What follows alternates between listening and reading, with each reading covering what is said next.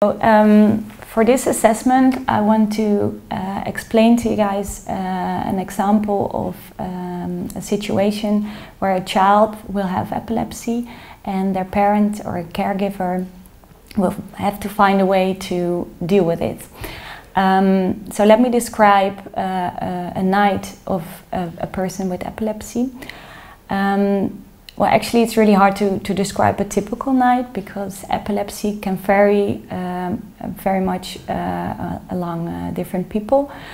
Some people will have just only 1 or 2 seizures a year, while other people will have multiple seizures every day. And seizures can occur during the day, but also during the night. And during the day, there are a lot of people around who can help, and often seizures will get noticed, and people will come to check on the person or the child. But at night, that's a huge problem because there's no one there. So what to do?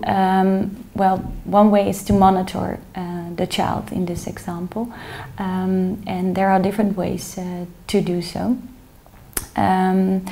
But this can be really hard. Well, one example of a night is that a child will go to bed, and depending on the seizure frequency, there can be a seizure that night. Some children that experience a lot of seizures at night can be really afraid to go to sleep because they fear of having a seizure. Others will be less anxious about having a seizure because they only have 1 seizure a year. But it can also happen that when a seizure hasn't appeared in a long time, people start wondering, okay, will it happen this night or maybe the next? So there will be a lot of uncertainties, and still at one point there will be a lot of worrying or fear of having a seizure. Then from the parents' perspective, this is also a huge problem because you can't predict when a seizure is going to happen. So you want to be alerted at the right moment, and you also want a good night's sleep. So that's the balance you have to encounter. For parents, it can be hard to go to sleep because they might be afraid to miss a seizure, or they can be afraid that there will be a seizure and they have to go and help and see their child having a seizure, which can be really terrifying.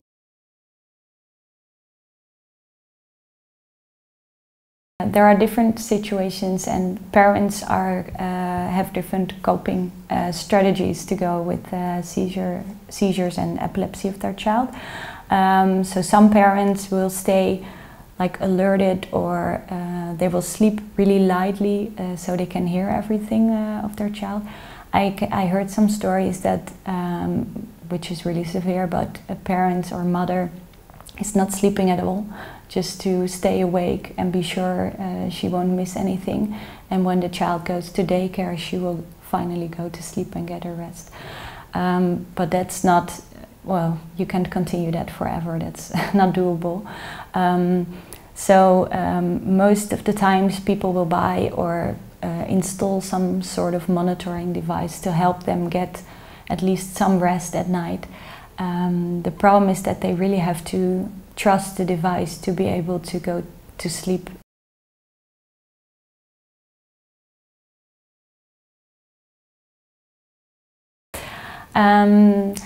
So as I told you before, for parents it can be a large struggle to find the right way to monitor your child during the night.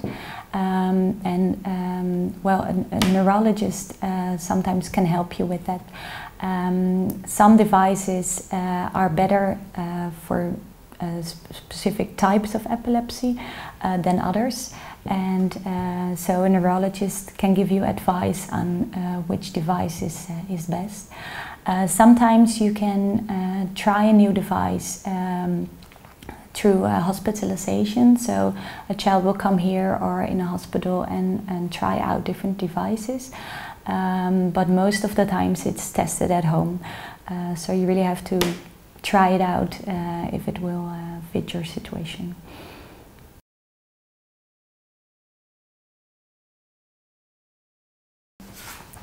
So what happens when a child is having a seizure is that parents, well, if they wake up from the seizure, or they will wake up from the sound or from an alarm from one of the devices, they will have to go and check on their child.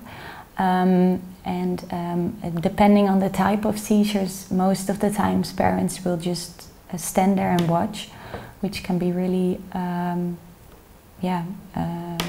terrifying sometimes. It can, they can feel like they have to do something, but they can't. And sometimes when a seizure will last a long time, they will have to give medication. But this doesn't happen a lot of times. Also, you can also have small seizures, and parents just want to be there for their child, just to give them care they need.